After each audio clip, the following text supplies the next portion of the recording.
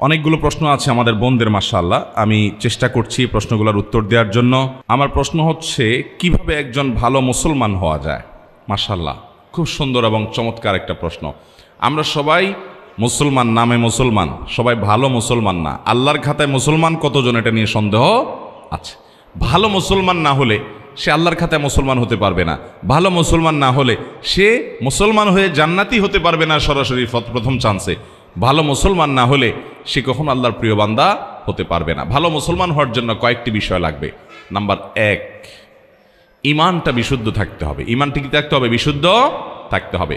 আপনাদের এই এলাকাতে, চট্টগ্রামে বিশেষ করে, আমাদের অনেক মুসলমান ভাইয়েরা আছেন, অনেক মুসলমান বোনরা আছেন, সন্তান হয় না। আল্লাহর কাছে দোয়া করে ঠিক আছে, কিন্তু আবার মাজারেও যায়। যে মাজারে কিছু মান্নত করে, কিছু টাকা পয়সা দেয়, মাজারে গিয়ে অনেকে সেজদা দেয়, অনেকে মাজারে যিনি শুয়ে আছেন তার কাছে বলে, বাবা আমাকে একটা ছেলে দিও, আমার একটা ছেলে সন্তান দরকার। আছে না? না, এগুলা সাথে সাথে ঈমান নষ্ট হয়ে যাবে, সাথে সাথে ঈমান নষ্ট হয়ে যাবে। ভালো মুসলমান তো পরের কথা, আপনার যদি ঈমান নষ্ট হয়, আপনার যদি আকীদা খারাপ হয়, আপনার যদি বিশ্বাসটা নষ্ট হয়, তাহলে আপনার ওই যে একেবারে মূলটাই শেষ, আপনার নেকামলে করে কোনো লাভ হবে না। এই জন্য ভালো মুসলমান হওয়ার জন্য প্রথম চ্যালেঞ্জ হলো ঈমানটাকে ঠিক রাখা, বিশ্বাসটা ঠিক রাখা। আল্লাহর একত্ববাদ স্বীকার করার মানে হলো আল্লাহর সাথে কারো শরীক সাব্যস্ত না করা। এখন আপনার দোয়া করতে হবে, কার কাছে দোয়া করবেন? আল্লাহর কাছে। আমাদের প্রিয় নবী সাল্লাল্লাহু আলাইহি সাল্লাম তার প্রিয় সাহাবী আব্দুল্লাহ ইবনে আব্বাস রাদিয়াল্লাহু তাআলা আনহু 9 বছর বয়স তখন তাকে আদর করে, স্নেহ করে হাত দিয়ে বললেন, কাঁধে হাত রেখে বললেন, ইযা সাআলতা ফাসআলিল্লাহ ওয়া ইযা ইসতাআনতা ফাসতাইন বিল্লাহ। তোমার যদি কিছু চাওয়া লাগে আল্লাহর কাছে চাইবা, সাহায্য চাওয়া লাগে আল্লাহর কাছে সাহায্য চাইবা। সাহায্য চাওয়া এগুলো আল্লাহ ছাড়া অন্য কারোর কাছে অলৌকিক সাহায্য চাওয়া যাবে? তাহলে কোনো মাজারের কাছে আমরা সন্তান চাইবো না, আল্লাহর কাছে চাইবো? আল্লাহর কাছে চাইবো। ঠিক একইভাবে আমার দোয়া, আমার ইবাদত বন্দেগী, এটা মাজারে করার জিনিস না, এগুলো আরশের মালিকের কাছে পেশ করতে হবে। মাজারে যিনি শুয়ে আছেন উনি নিজেও আল্লাহর বান্দা, নিজেও আল্লাহর গোলাম, উনি নিজেও আল্লাহর কাছে মুখাপেক্ষী। আপনি গোলামের কাছে কেন চাইবেন, মালিকের কাছে চাইবেন। আল্লাহ বলেছেন, উদউনি আস্তাজিব লাকুম, তোমরা আমার কাছে দোয়া করো, আমি তোমাদের দোয়া কবুল করব। অতএব দোয়া করতে হবে কার কাছে? আল্লাহর কাছে। ভালো মুসলমান হওয়ার জন্য ঈমান ঠিক রাখতে হবে। ঈমানের মধ্যে কোনো শিরিক থাকতে পারবে? অন্ধের মতো আনুগত্য কোনো দলের করবেন, কোনো ব্যক্তির করবেন? অন্ধের মতো আনুগত্য, সব কথা শুনবো, এটা কার হবে? শুধুমাত্র আল্লাহর। আর সবার এই বেলা এটা চলবে না। এমনকি আমিও যদি কথা বলি, কোনো আলেমও যদি কথা বলে, তার যদি ভালো কোনো কথা হয় সেটা নিবেন। কোনো কথা যদি খারাপ মনে হয়, কোরআন হাদিসের বিরুদ্ধে যায়, তিনি বললেও আপনি সেটা মানবেন। এর নাম হলো মুসলমান। ঈমান ঠিক থাকতে হবে যে আমি কার গোলামি করব, কার কথা শুনবো, কার আনুগত্য করব, কার কাছে দোয়া করব, শুধু আল্লাহর। তিনি ছাড়া আর কেউ হতে, তার সাথে আর কাউকে শরীক সাব্যস্ত করা যাবে। ঈমানটাকে ঠিক করতে হবে ভালো মুসলমান হওয়ার জন্য, 1। নাম্বার 2, ভালো মুসলমান হওয়ার জন্য 5 ওয়াক্ত নামাজ সুন্দর করে, ভালো করে বুঝেন। 5 ওয়াক্ত নামাজ শুধু পড়লে হবে না, কিভাবে পড়তে হবে? সুন্দর করে। নামাজ সুন্দর কিভাবে করবেন? 2 ভাবে করবেন। নাম্বার 1, সময় হওয়ার পর দেরি না করে যত তাড়াতাড়ি সম্ভব নামাজ পড়বেন। অনেকে নামাজ পড়ে শেষ ওক্তে যায়, বিশেষ করে আমাদের মা বোনদের মধ্যে এই রোগ আছে। জোহরের নামাজটা বেশিরভাগ মহিলারা আমাদের দেশে পড়ে হলো দুপুর 3টার পরে, 3:30টার পরে। কেন? কারণ ঘর বাড়ির কাজকাম সামালেন, রান্নাবাড়ি করে সব গোছান, ছেলে মেয়েদেরকে খানা দেন, স্বামীরে খানা দেন, নিজে গা গোসল ধন, সব ঝামেলা সারতে সারতে 3টা 3:30 বেজে যায়। এরপরে যে উনি আসরের সময় গিয়ে জোহর পড়েন, ঠিক না ঠিক? অথচ নবী করিম সাল্লাল্লাহু আলাইহি সাল্লাম বলেছেন, সবচেয়ে উত্তম আমল হলো as-salatu li awwali waqtiha, আউয়াল ওয়াক্তে নামাজ পড়া, এটা হলো সবচেয়ে উত্তম আমল। এই জন্য ভালো মুসলমান হওয়ার জন্য নামাজ শুধু পড়লেই হবে না, 5 ওয়াক্ত নামাজ তো পড়তেই হবে। সেটা পড়তে হবে সুন্দর করে, অর্থাৎ প্রথম সময়ে দেরি না করে, আর দ্বিতীয়ত হলো ধীরে ধীরে, আস্তে আস্তে। যত ধীরে ধীরে নামাজ পড়বেন তত নামাজের কোয়ালিটি বাড়বে, আর যত তাড়াহুড়া করে পড়বেন তত নামাজের কোয়ালিটি কমবে। নামাজি হিসেবে সবচেয়ে ভালো নামাজি কে? আপনার ডানে বামে, আপনার মসজিদে, আপনার কাতারে, আশেপাশে খেয়াল করবেন। আমাদের মা বোনরা নিজেদের মধ্যে খেয়াল করবেন, যেই মানুষটার নামাজে দেখবেন রুকুতে সবচেয়ে বেশি সময় লাস্টিং করে, রুকু থেকে দাঁড়ায় তিনি সবচেয়ে বেশি অপেক্ষা করেন, সিজদায় খুব ধীরে ধীরে যান, যায় সিজদায় আবার অনেক সময় ধরে তাসবিহ পড়ে, সুবহান রাব্বিয়াল আলা, লম্বা সময় নিয়ে সিজদা পড়েন, এরপর সিজদা থেকে উঠে সোজা হয়ে আবার অনেক সময় অপেক্ষা করেন, আবার আস্তে করে সিজদা দেন।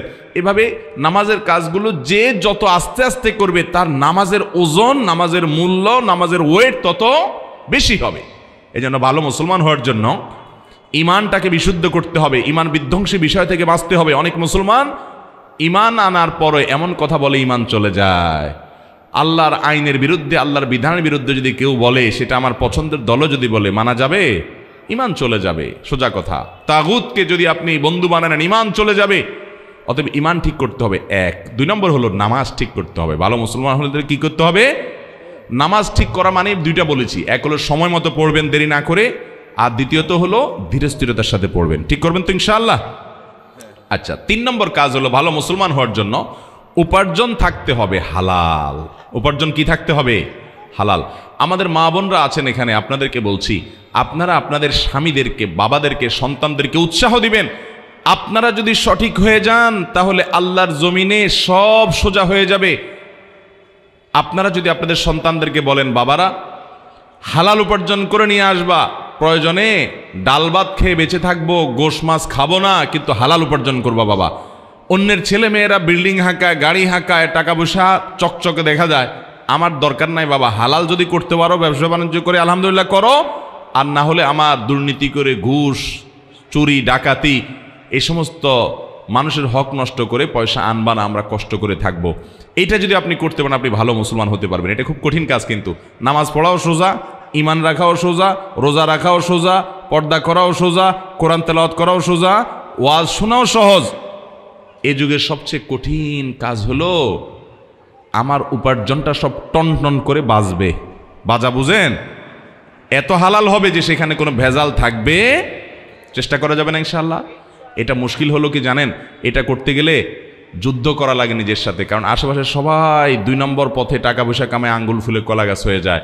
এটা দেখে আপনার মা বাপ বলবে, আপনার স্বামী, আপনার স্ত্রী বলবে, আপনার বন্ধু বান্ধব বলবে, ছেলে মেয়ে বলবে, তুমি কি করো? আরে দুধ করো, পরে আল্লাহকে রাজি করে নেওয়া যাবে। এগুলো ভুল। ভালো মুসলমান হওয়ার জন্য উপার্জন হারাম, এটা থেকে বেঁচে হালাল উপার্জন থাকতে হবে ইনশাআল্লাহ।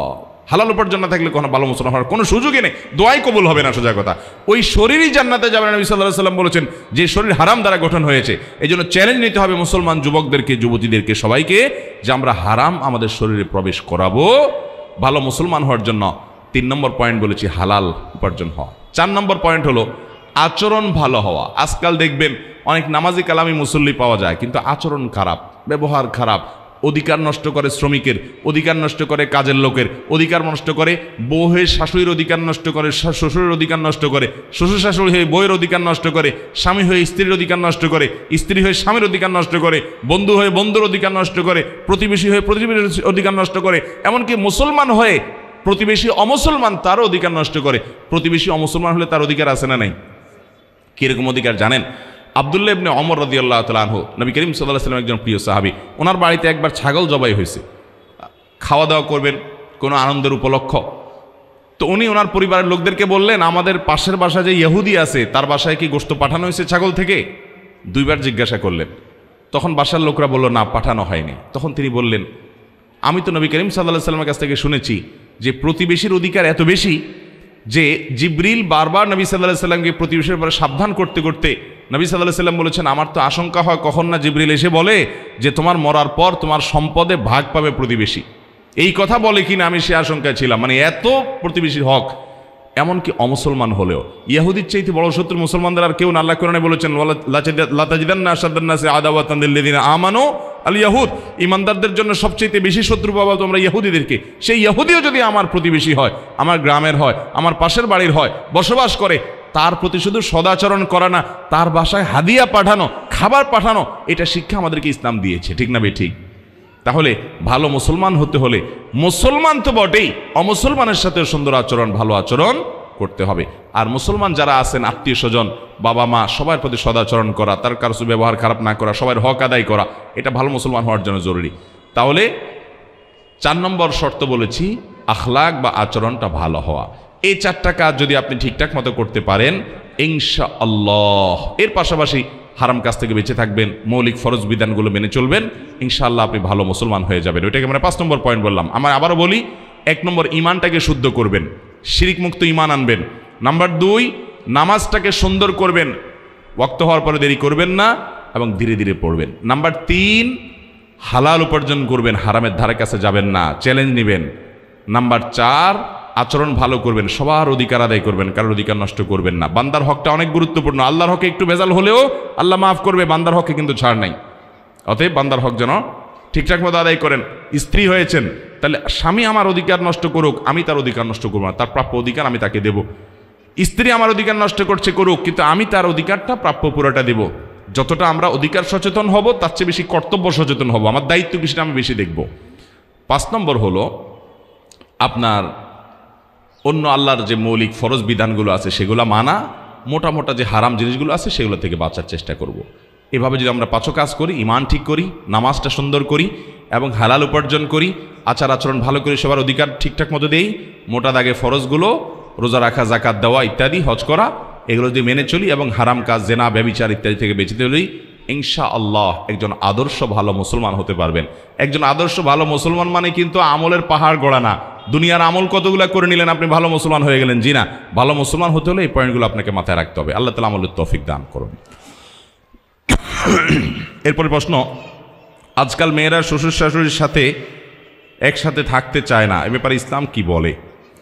দেখুন, এক্ষেত্রে আমাদের উভয় পক্ষের বাড়াবাড়ি আছে, সীমালঙ্ঘন আছে। যারা বৌমা আছেন তারা মনে রাখতে হবে, শ্বশুর শাশুড়ি তারা মা বাবার মতো, তারা বয়সে বড়, মা বাবার মতো, তারা মুরব্বী। নবী করিম সাল্লাল্লাহু আলাইহি ওয়াসাল্লাম বলেছেন, যে ব্যক্তি আমার উম্মতের মধ্যে বয়সে বড় সিনিয়র মুরব্বীদেরকে যে সম্মান করে না, শ্রদ্ধা করে না, সে আমার উম্মত হতে পারে না। অতএব মেয়েরা তাদের শ্বশুর শাশুড়িকে সম্মান করবেন। ঠিক একই কথা ছেলেদের জন্য প্রযোজ্য, ছেলেরাও তাদের শ্বশুর শাশুড়ির প্রতি সম্মান করবেন। অনেক ছেলেরা আছে নিজের স্ত্রীকে কষ্ট দেয়, শ্বশুর শাশুড়ির প্রতি অসম্মান করে। ঠিক একই কথা মহিলাদের জন্য প্রযোজ্য, অনেক মহিলা আছে নিজের শ্বশুর শাশুড়িকে কষ্ট দেয়। মনে রাখবেন, শ্বশুর শাশুড়িরা তারা আগের জেনারেশন, তারা আগের যুগের মানুষ, তাদের অনেক অযৌক্তিক কথা তারা বলতে পারে, অযৌক্তিক কাজ বলতে পারে, তারা আপনার মতো বুঝবে না, এত স্মার্ট হবে না। আপনি আবার যখন বৃদ্ধ হবেন, আপনার ছেলেমেয়েরা অনেক আপডেটেড হবে, তাদের কাছে আপনি এরকম খ্যাত খ্যাত টাইপ হবেন, এটা কিন্তু মাথায় রাখেন। তারা কিন্তু আপনার চেয়ে অনেক স্মার্ট হবে, আপনার অনেক কিছু তাদের কাছে হাস্যকর মনে হবে, অযৌক্তিক মনে হবে। তাদের কাছে আপনি তখন কেমন আচরণ করেন, আশা করেন? তারা আপনাকে তুচ্ছ তাচ্ছিল্য করুক, ছোট করুক, হেয় করুক, ঠাট্টা করুক, বিদ্রুপ করুক, হাসাহাসি করুক, এটা কোনো মা বাপ চাইবে? যদি না চান, তাহলে আপনি আপনার শ্বশুর শাশুড়ি, আপনার মা বাবার প্রতি সেরকম আচরণ করেন এবং ভালো আচরণ করেন। বিশেষ করে আমাদের বাংলাদেশের প্রেক্ষাপটে যৌথ ফ্যামিলিতে বেশিরভাগ পরিবারগুলো থাকে, এবং ইসলামও এই কথা বলে যে বৃদ্ধ মা বাবা যারা থাকবেন তারা তাদের ছেলে মেয়েদেরকে যেরকম স্নেহ করার তাদের ইচ্ছা আছে, সন্তানদেরকে স্নেহ করার ইচ্ছা আছে, ঠিক একইভাবে নাতিপুতিদেরকে আদর করার ইচ্ছা আছে। শ্বশুর শাশুড়ির সে অধিকার যেন নষ্ট না হয়, সেটাও আদায় করার চেষ্টা করতে হবে। অতএব মা বোনরা শ্বশুর শাশুড়ির সাথে মিলেমিশে থাকার জন্য আপ্রাণ চেষ্টা করবেন, বিশেষ করে বিয়ের পরে শুরুর দিকে। শ্বশুর শাশুড়ি যদি খুব বেশি ডিস্টার্ব করেন, খুব বেশি অত্যাচার বিচার করেন, আপনারা কোনো ভালো আলেমের কাছে যাবেন। নিজে নিজে ডিসিশন না নিয়ে পুরো অবস্থার বিবরণ করে ওই আলেম যদি আপনাকে পারমিট করেন যে হ্যাঁ এই অবস্থায় আপনি আপনার দিন রক্ষার জন্য আপনি আলাদা হতে পারেন, তারপরে আপনি শ্বশুর শাশুড়ির প্রতি আন্তরিকতা থাকবে, তাদের কাছে যাওয়া আসা করবেন, নিজের ছেলে মেয়েগুলোকে নিয়ে যাবেন আদর করার জন্য, তাদেরকে নিয়ে আসবেন, যেভাবে হোক তাদের সাথে সম্পর্ক আপনাকে রাখতেই হবে। আপনার স্বামী শ্বশুর শাশুড়ির সেবা করা আপনার উপরে সরাসরি ফরজ না, কিন্তু এটা আপনার নৈতিক দায়িত্ব যে স্বামী আপনার ভালোর জন্য এত কিছু করছেন, এত উপকার করছেন, আপনি আপনার জন্য এত কষ্ট করছেন, আপনার সন্তানদের জন্য, আপনার জন্য, সংসারের জন্য, সবার জন্য। সে শাশুড়ি তার শ্বশুর শাশুড়ি খেদমত করা স্বামীর নিজের কর্তব্য, তিনি বাহিরে সারাদিন উপায় উপার্জন করেন, তাহলে তার অগোচরে তার দায়িত্বটা পালন করা এটা আপনার নৈতিক অধিকারের মধ্যে পড়ে, সেটা আপনি করবেন। এবং মনে রাখবেন, আজকে আপনি বউ, একসময় শাশুড়ি হবেন, আজকে আপনি ছেলে, একসময় শ্বশুর হবেন। অতএব আপনার পরবর্তীর কথা মাথায় রেখে আপনার পরবর্তী জেনারেশনের কাছে যে আচরণ আশা করবেন, আপনি সে আচরণ তাদের সাথে করবেন। তবে যদি এমন হয় ছেলে মেয়েদের পড়ালেখার জন্য ছেলেটা ঢাকায় থাকে, চট্টগ্রাম শহরে থাকে, তার চরিত্র হেফাজতের জন্য স্ত্রী কাছে থাকা দরকার, বিয়ের উদ্দেশ্যে সেটা, তাহলে মা বাবারও মনে রাখা উচিত যে তাদেরকে তাদের সাথে থাকতে দেওয়া উচিত, বাধা দেওয়া উচিত না সারা জীবন। অনেক মা বাবা আছে বৌমাকে মোটেই ছাড়তে চায় না, এমনকি কাজের মহিলা বানায় রাখে, এটা ঠিক না। মেয়ের মতো স্নেহ শ্বশুর শাশুড়িও করতে হবে, আবার শ্বশুর শাশুড়িকেও মেয়েরা যথেষ্ট যত্ন সোহাগ করতে হবে। আমি এর আগে শুরুতে আলোচনাতে বলেছিলাম যে আজ আমাদের সমাজের সংকটের জায়গাটা কোথায়। ডক্টর খন্দকার আব্দুল্লাহ জাহাঙ্গীর বলতেন, আমরা সবাই অধিকার সচেতন, আমরা কেউ কর্তব্য সচেতন না। আমি কর্তব্য সচেতন হতে হবে ভালো মুসলমান হতে হলে। আমি চেষ্টা করব আমার দায়িত্বকে আমি সেটা আদায় করব। শ্বশুর শাশুড়ির কোনো হক নষ্ট করবোই না, বরং আমি আরো বেশি বেশি করবো তাদের জন্য। উনি উল্টাপাল্টা করছে, ওনারটা উনি আল্লাহর কাছে বুঝে পড়াবে, তার জন্য তো আমার অপরাধ নাই, আমি সবর করব। আর একই কথা শ্বশুর শাশুড়ির জন্য প্রযোজ্য, যে আরেক ঘরের মেয়ে, আরেকজনের সন্তান, সে আমার ঘরে পুত্রবধূ হয়ে আসছে, তাকে আমি স্নেহ দিব, মমতা দিব, জুলুম করব না, অবিচার করব না, কাজের মেয়ে হিসাবে ট্রিট করব না, আমি স্নেহ আদর করে বড় করে তুলবো, এই চেষ্টা তার থাকবে। যদি সে অন্যায় করে, সে আল্লাহর কাছে বুঝে থাকবে, তাহলে ইনশাআল্লাহ শান্তি আসবে এবং ভালো পরিবার হবে। আমাদের আজকাল বোনরা বিশেষ করে শ্বশুর শাশুড়িকে সহ্য করতে পারেন না, এটা একটা ব্যাপক আকার ধারণ করেছে। একটা সময় আমাদের দেশে শাশুড়ি ননদরা বৌমাদের উপরে জুলুম বেশি করত, এখন বৌমাদের পাওয়ার একটু তুলনামূলক আস্তে আস্তে বেশি হচ্ছে, এখন শাশুড়িরা বরং দৌড়ের উপরে থাকে বউদের অত্যাচারে, ঠিক না ভাই? ঠিক, দিন আস্তে আস্তে ঘুরতেছে। তো মনে রাখবেন, একজন ভালো মুসলমান হতে হলে তাকে সর্বাবস্থায় তাকে অন্যের অধিকার পরে তাকে সচেতন হতে হবে যে তার অধিকারগুলো কি কি। আল্লাহ তাআলা আমাদের সবাইকে নিজের প্রাপ্য, নিজের অধিকারের ব্যাপারে সচেতনতার চাইতে অন্যের অধিকার কি আছে আমার কাছে, সে ব্যাপারে সচেতন হওয়ার তৌফিক দান করুন। তাহলে বৌমারা শ্বশুরের সাথে মিলেমিশে থাকবেন এবং যথাসম্ভব নাতি নাতনিদেরকে তাদের আদর করতে ইচ্ছা করে সেটা সুযোগ দিবেন। অনেক কিছু উল্টাপাল্টা হলেও যথাসম্ভব হজম করবেন, কিন্তু পর্দার অসুবিধা হয়, কোনোভাবে পর্দা করা যায় না, একেবারে জটিল পরিস্থিতি, আল্লাহর বিধান লঙ্ঘন হয়ে যায়, অথবা স্বামী তার চরিত্র হেফাজত হয় না, বেচারা চাকরির জন্য দূরে থাকতে হয়, তার কাছে না থাকলে তার চরিত্র নিয়ে টানাটানি হয়, তাহলে সেক্ষেত্রে শ্বশুর শাশুড়িকে সাথে নিয়ে যেতে বলে ভালো। যদি তারা যেতে না চান, তাহলে দূরে যদি যাওয়াও লাগে, তাদেরকে বোঝানো যে আম্মা এই জন্য যাইতে হচ্ছে, আব্বা এই জন্য যাইতে হচ্ছে, এবং তাদেরকে আস্থায় রাখার চেষ্টা করা, বেয়াদবি না করা। শাশুড়িদেরও মানসিকতা থাকতে হবে যে সংসার বড় হয়ে গেলে নাতি নাতিদের পড়ালেখার জন্য শহরে যাওয়া লাগতে পারে, ছেলের সাথে থাকা লাগতে পারে, ছেলের চরিত্র হেফাজত করা অনেক বড় ব্যাপার, বিদায় সেই সহযোগিতা শ্বশুর শাশুড়িকেও করতে হবে। আল্লাহ আমাদেরকে বোঝার তৌফিক দান করুন। আমি একজন নবমুসলিম নারী, আমার বাবা মা হিন্দু অবস্থায় মারা গেছেন, আমি কি তাদের জন্য দোয়া করতে পারবো? দরকারি প্রশ্ন। আমাদের এই বোন নবমুসলিম, ইসলামে এসেছেন, আল্লাহ তাআলা তাকে ইসলামের উপরে অটল অবিচল থাকার তৌফিক দান করুন। এটা এক অত্যন্ত দুঃখজনক এবং বেদনাদায়ক একটা বিষয় যে কারোর বাবা মা যদি আল্লাহর প্রতি ঈমান আনা ছাড়া মৃত্যুবরণ করে, বেঈমান অবস্থা যদি দুনিয়া থেকে যায়, তাহলে তার জন্য দোয়া করার কোনো রাইট বা কোনো অধিকার আমাদের নাই। খুব বেদনাদায়ক একটা অধ্যায়। কেন দোয়া করা যাবে না?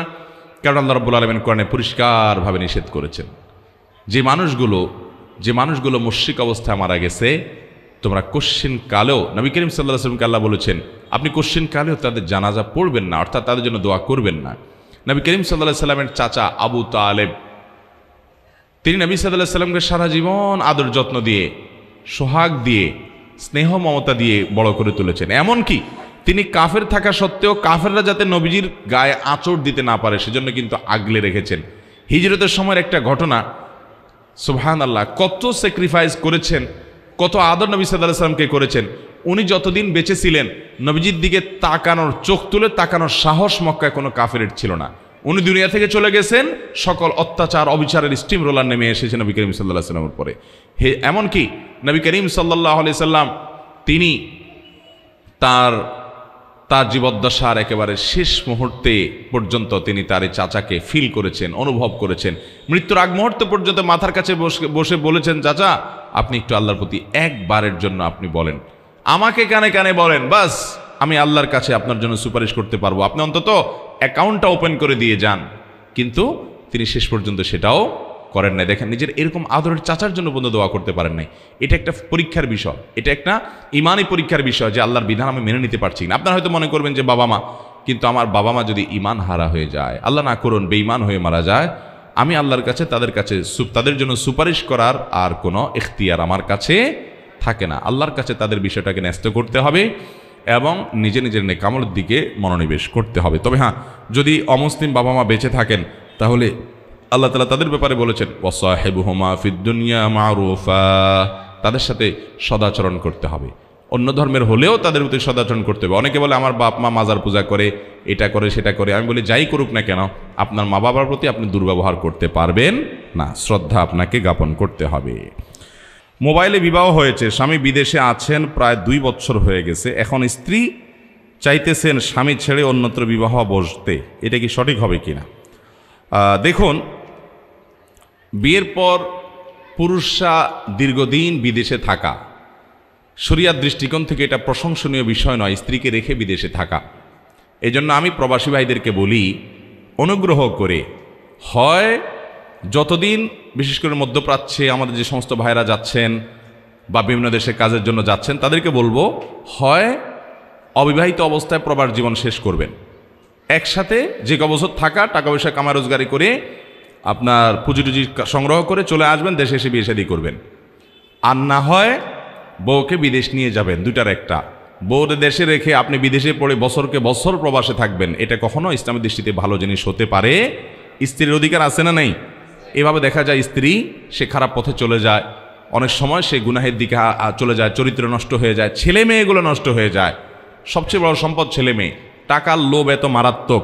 আমি অনেক প্রবাসী ভাইদেরকে দেখেছি এবং বলেছি, ভাই কত বছর আছেন মালয়েশিয়াতে, জাপানে, সৌদি আরবে, যেখানেই গেছি আমি প্রবাসী বাংলাদেশি ভাইদের যা মনে হয়েছে যাকে লং টাইম আছে, বউ কাছে নাই, তাদেরকে জিজ্ঞেস করি, অনেকে বলে 10 বছর, কেউ বলে 15 বছর, কেউ বলে 20 বছর। আমি বললাম ভাই, এই টাকার নেশার কিন্তু কোনো এন্ডিং নেই, এটার কোনো শেষ নাই। একজন বড় ব্যবসায়ী দেশের শীর্ষস্থানীয় আমাকে একবার বলছিলেন ডেকে, কোনো একটা কথা প্রসঙ্গে, আমার বন্ধু মানুষ, বলছিলেন হুজুর বলেন তো সবচেয়ে বেশি নেশা কিসের? আমি তো কখনো নেশা করি না, আমি জানবো কেমনি? আপনি একসময় করছেন, আপনি বলতে পারেন। উনি একসময় করতেন, এখন ভালো হয়েছে। পরে আমাকে বললেন হুজুর আপনি বুঝেন না আমার প্রশ্ন, আমি ওই নেশার কথা বলি নাই, এই ইয়াবা, অমুক তমুক, বিভিন্ন মাদক, এগুলোর নেশা এমন কি নেশা? পৃথিবীতে সবচেয়ে বড় নেশা হলো টাকার নেশা। এই নেশাটা এত মারাত্মক, কেন কামাই করে, যে কামাই করে সেও জানে না, নেশা হয়ে যায়। হালাল হারাম বাজ বিচার না। হ্যাঁ, হালাল টাকার অনেক দরকার আছে। আপনি ব্যবসা বাণিজ্য করে কোটি কোটি টাকা কামাই করেন, হালাল, এটার দরকার আছে না নেই? যত বেশি হবে আপনি তত বেশি আল্লাহর কাজ করতে পারবেন, কিন্তু হারাম টাকার 1 টাকারও দরকার নাই। তো যাই হোক, প্রবাসে যারা আছেন তারা স্বামীর হিসাবে স্ত্রীর অধিকারের দিকে খেয়াল রাখবেন। এখন কথা হলো, প্রবাসে স্বামী যদি 2 বছরের জায়গায় 3 বছরও থাকেন, তো আমি যেটা বলছিলাম, প্রবাসে যদি স্বামী 2-4 বছর পড়েও থাকে, এই জন্য স্ত্রী চাইলে আরেক জায়গায় চলে যেতে পারবে না। যদি যেতে হয়, বিয়ে হয়ে থাকলে তার কাছ থেকে তালাক নিতে হবে। তার কাছ থেকে নিতে হবে, তালাক নিতে হবে। তালাক নেওয়ার পর এরপর তিনি অন্যত্র বিবাহ বন্ধনে আবদ্ধ হতে পারবেন। চাইলে আর যা চলে যাবেন, এত সহজ না। এরপরে প্রশ্ন হলো, স্ত্রীর যদি নেশা পরিমাণ স্বর্ণ বা সম্পদ থাকে, তাহলে সে সম্পদের জাকাত কি স্বামীর টাকা থেকে পরিশোধ করতে হবে, নাকি স্ত্রীর সম্পদ থেকে জাকাত পরিশোধ করতে হবে? দেখুন, স্ত্রীর যদি স্বর্ণ থাকে, গহনা থাকে, জাকাত দেওয়ার মতো নেশা পরিমাণ হয়, তাহলে এটার জাকাত স্ত্রীকেই দিতে হবে যদি এটার মালিক স্ত্রী হয়। আর যদি মালিক স্ত্রী না হয়, স্বামী মালিক হয়, তাহলে স্বামীকে দিতে হবে। এখন একটা জটিলতা হলো, আমার দেশে মহিলাদের যে গহনা, এটার মালিক আসলে কে, এটা বলা খুব কঠিন। বলেন তো, বউয়ের যে স্বর্ণ গহনা আছে, এগুলার মালিক কে? বউ নিজে না স্বামী? মহিলা নিজে। আচ্ছা, মহিলা যদি নিজে ওইটার মালিক হয়, মহিলা চাইলে কি বিক্রি করে ফেলতে পারবে? উত্তর দেন তো। মালিক হলে তো ওনার চাইলে উনি বিক্রি করতে পারার কথা, কিন্তু পারবে? এটা জটিল আমাদের দেশে। গোজামিল বলে এটাকে, গোজামিল। এই মহিলাদের সম্পদ নিয়ে আমরা গোজামিল করি। মহিলা যদি সম্পদের মালিক হয়, সে ওইটা পুরাটা বিক্রি করে তার বাপকে, তার মাকে, তার ভাই বোনকে দিয়ে দিলে, স্বামী হিসাবে, শ্বশুর শাশুড়ি হিসাবে তার এই বেচার ব্যাপারে আপনাদের কোনো আপত্তি থাকবে না? থাকবে না? আমাদের দেশের রিয়েলিটি বলেন, বাস্তবতা বলেন, আপত্তি থাকে না? এটা কেমন কথা হলো? মালিক যদি সে হয়, তাহলে তার সম্পদ সে কি বিক্রি করে ফেলবে না কাকে দান করে দিবে, এটা তো তার ব্যাপার। এই ব্যাপারে কি আর কারোর কোনো সে থাকার কথা? কিন্তু আমার দেশে সে থাকে কি থাকে না? এই থাকার মাধ্যমে প্রমাণ করা হচ্ছে তাদেরকে আমরা মুখে মালিক বানাচ্ছি, আসলে তাদের মালিকানাকে স্বীকার করছি। এমনকি বিদেশ যাওয়ার সময় বউরে বলতেছেন, গহনাগুলো দাও, বিক্রি করে আমি বিদেশ যাই, পরে আমি তোমারে কিনে দেব। বউ যদি বলে, না তুমি তো লোন চাইছো আমার কাছে, আমি লোন তোমাকে দিলাম না, আমার সম্পদ, আমি কাকে লোন দেবো না দেবো এই সম্পূর্ণ স্বাধীনতা ইসলাম আমাকে দিচ্ছে, আমি তোমাকে লোন দেবো না, বিশ্বাস হয় না, তুমি আবার বিদেশে যায় টাকা কামাই করে সফল হয়ে তারপর আমার স্বর্ণ কিনে দিতে পারবা কি পারবা না, আমি দিলাম না, এরকম না করার অধিকার কি মেয়েদের আছে? আরে শরীয়ত তো অধিকার দিছে, আমাদের সমাজে কি এরকম অধিকার দেওয়া হয়? যদি সে মালিক হয় তাহলে তার সে অধিকার থাকার কথা কি কথা না? এই জন্য আমি বলি, মহিলাদের স্বর্ণ গহনা নিয়ে আমাদের দেশে একটা বিরাট গোজামিল আছে। এই অর্নামেন্টগুলোর মালিক আসলে বেচারীরা কিনা, আমরা মুখে বলি, বাস্তবে তাদেরকে সেটার মালিক বানায় না। এটার জন্য আমি বলি, শুনেন, স্বামী হিসাবে আপনি স্ত্রীকে গহনা দিলে হয় পরিষ্কার করে বলে দিবেন, এটা তোমাকে আমি গিফট দান করে দিয়ে দিলাম, হাদিয়া দিলাম, উপহার দিলাম, আর মোহর হিসাবে দিলে এটা তো তার প্রাপ্য অধিকার, এটা তুমি মালিক। এরপরে সে এটা যা খুশি তা করবে, সেই অধিকার তাকে দিতে হবে। তাহলে এই স্বর্ণের জাকাত ওই মহিলাকেই দিতে হবে, যেহেতু তিনি মালিক। আরেকটা হতে পারে যে আপনি বিদেশ গেছেন, বউয়ের জন্য 2-4-5 ভরি স্বর্ণ কিনছেন, 10 ভরি স্বর্ণ কিনছেন, এখন বউকে সেটা দিছেন আপনি। আবার আপনার যখন দরকার হবে জমি জমা কিনবেন বা বিদেশে যাবেন, তখন আবার বিক্রি করে ফেলবেন, এরকম উদ্দেশ্য আপনার যদি থাকে, তাহলে স্ত্রীকে দেওয়ার সময় বলবেন, এটা তোমাকে দিলাম, তুমি ব্যবহার করো, মালিক আমি, যখন ইচ্ছে তখন বিক্রি করে ফেলবো। এরকম বললে বউ বলবে, তাহলে এটা দেওয়ার দরকার কি, আর তোমার স্বর্ণই দরকার নাই আমার। এই জন্য পুরুষরাও গোজামিল করে, মনে একটা রাখে, বাইরে আরেকটা বলে, চিটারি করে, বলে তোমাকে দিয়া দিছি গো, তুমি ব্যবহার করো, আসলে বিক্রি করে ফেলবে চান্স পাইলে। এই 2 নম্বরই পুরুষরা করে কি করে না। ইসলাম কিন্তু লেনদেনের ক্ষেত্রে পরিষ্কার হতে বলে, একদম পরিষ্কার হতে হবে, হোক সে স্ত্রী, হোক সে বাবা মা। এই একই সমস্যা প্রবাসীদের বাবা মার সাথেও হয়। বিদেশ থেকে টাকা পাঠায়, বাপে জমি কিনে, আব্বা আব্বা আপনার নামে নেন, আপনার নামে নেন, কিন্তু উদ্দেশ্য হলো আমার জমি আপনার নামে রাখেন আর কি, বাপরে খুশি করে। এরপরে বাপ মা মরার পরে ছোট ভাই বোন এসে বলে, বাপের নামে জমি যেহেতু ভাগ আমরাও পাবো। বেজাল লাগে, লাগে কি লাগে না? এই জন্য লেনদেনের মধ্যে কোনো ধানাই পানাই, কোনো ছলছাতুরি, কোনো ঝাপসা রাখা উচিত না। লেনদেন করতে হবে পরিষ্কারভাবে, এবং এটাতে কারোর মনে কষ্ট রাখা উচিত না। সেটা মূর্খতা যদি কেউ মনে কষ্ট রাখে, খোল্লাম খোলা হওয়া উচিত এবং পরিষ্কার হওয়া উচিত। যাই হোক, যেটা বলছিলাম, মহিলারা তাদের গহনার ব্যাপারে আপনার তারা যে গহনাগাতি এগুলোর জাকাত দিবে, তারা যদি নিজেরা মালিক হয় তারা জাকাত দিবে, আর স্বামী মালিক হলে স্বামী জাকাত দিবে। এখন কত হলো মহিলারা জাকাত দিবে কোত্থেকে? আরেক প্রশ্ন, টাকাটা পাবে কই? তাদের উপার্জন নাই। এটার উত্তর হলো, মহিলাদেরকে মহরের মাধ্যমে টাকার মালিক শরীয়ত বানাইছে না বানাই নাই? এখন মহিলা যদি নিজের মহরের টাকা নিজে না নেয়, স্বামীরে মাফ করে দেয়, তো সে নিজের পা নিজে কুড়াল দিছে। মহিলাকে বাবা মায়ের পরিত্যক্ত সম্পদ ইসলাম অধিকার দিছে না দেয় নাই? আবার তিনি ঘরোয়াভাবে চাইলেও নিজে অনেক উপার্জন করতে পারে পর্দার মধ্যে থেকেও, তাহলে তাদের উপার্জন অনেক মাধ্যম আছে। স্বামীর কাছ থেকে হাত খরচ স্বরূপ, উপহার স্বরূপ টাকা পয়সা নিতে পারে, এগুলো থেকে তিনি জাকাত আদায় করবেন। আর যদি এগুলো তার না থাকে, স্বামীকে রিকোয়েস্ট করেন, স্বামী তার হয়ে জাকাত আদায় করেন, তাতেও আদায় হয়ে যাবে, কিন্তু তাকে জানাবে যে ঠিক আছে তোমার গহনা জাকাত আমি দিয়ে দিলাম। স্বামী স্ত্রীর মধ্যে আমাদের দেশে আলহামদুলিল্লাহ বন্ডিং বোঝাপড়া থাকে বেশিরভাগ ফ্যামিলিতে। স্বামী বললো ঠিক আছে আমি তোমার স্বর্ণের জাকাত দিয়ে দিলাম, বা স্বামীকে বললো আমার জাকাতটা তো আসছে দিয়ে দিও, স্বামী দিয়ে দিল, তাতেও আদায় হয়ে যাবে। মোহতারাম হাজরিন, প্রশ্নে অনেক আছে, প্রশ্ন স্তূপ আছে, কিন্তু আমাদের জুমার সালাতের প্রস্তুতি নিতে হবে। আমার মনে হয় শেষ করা দরকার, যেহেতু আমাদের জুমার আলোচনা শুরু হবে।